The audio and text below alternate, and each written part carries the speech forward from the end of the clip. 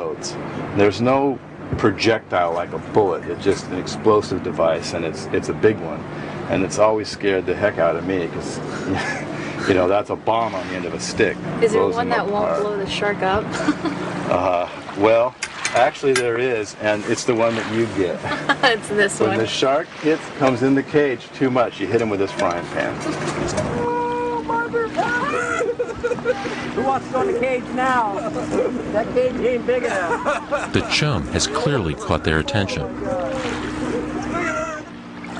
What Bob really wants to do is film the sharks from the sea bottom, but there are too many of them in the area for Bob to go down there just yet. They'll have to start with a cage at a depth of about 20 feet, right about where great whites tend to attack their prey. This aluminum enclosure wouldn't stand up to a great white assault for long. It's more a visual barrier than anything else. We're at Guadalupe Island. We have sharks. Let's go diving.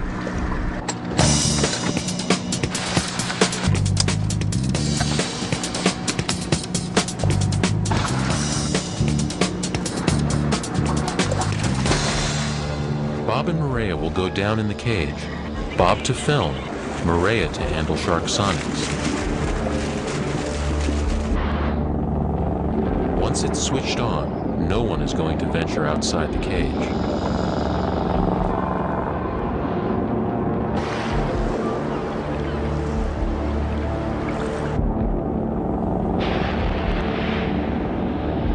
It's really rocking around in here and it's cloudy. We still haven't seen the shark. But I'm armed with my frying pan in case there's more than one shark.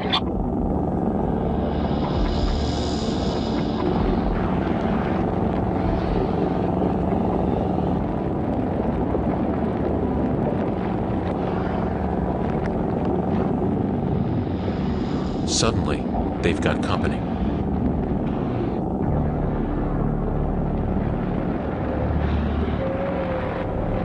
The great white is unmistakably drawn to shark sonics.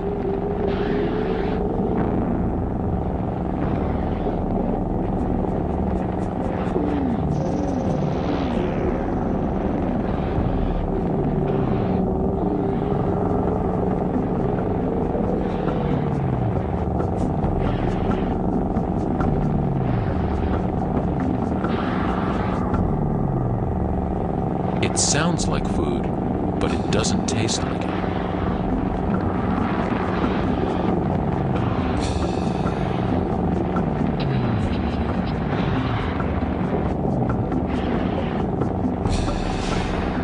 After several passes, Maria hits the off switch, and soon the shark makes for greener pastures.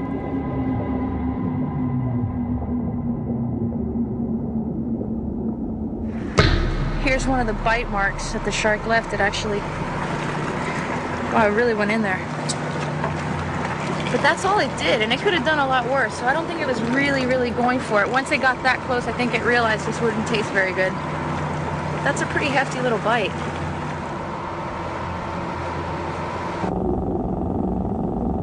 I saw him put his mouth on it 3 times. A couple of times it almost grabbed it just as I pulled it away, and it just like, oh, just missed it. It doesn't really... It doesn't go full force on it. It doesn't go full force on it. Really slow. I think it's an attraction device, but then as soon as the shark gets up real close and starts to... It realizes, that's not going to taste very good, It doesn't give out the right thing right there at the end, does it? Yeah. Kind of got a good one. Look at this guy. Over the next few days, the team takes turns going down and calling in the sharks. Probably about a 12-foot shark. Some of the sharks are such regular visitors that the team gives them names. We've seen 4 or 5 sharks every day. 3 of them are easily recognizable. Scarface 1 has a really big bite mark on its head. It had to have come from an even bigger shark. He isn't the most aggressive shark we have here. Maybe somebody put him in his place. Scarface 2 is a little bigger than Scarface 1, but he's a lot more aggressive. And he's the shark I trust the least. These bite marks are from another shark's upper teeth.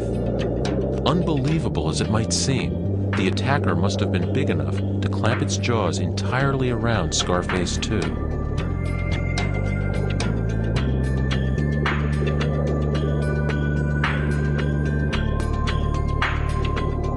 Harry is our favorite shark because he's always around. He's a bit slimmer than the other sharks. Maybe he's younger. We can tell when it's Harry because he eats the tuna heads we've been giving out.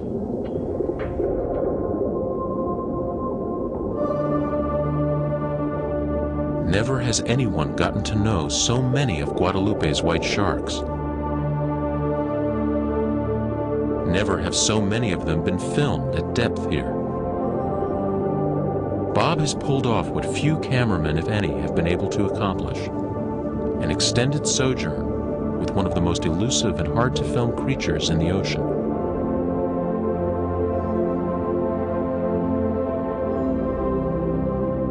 But it's one thing to call sharks near the surface, where they typically feed. Bob wants to see if Shark Sonics will call Guadalupe's great whites to the ocean bottom. Not a place they ordinarily hunt.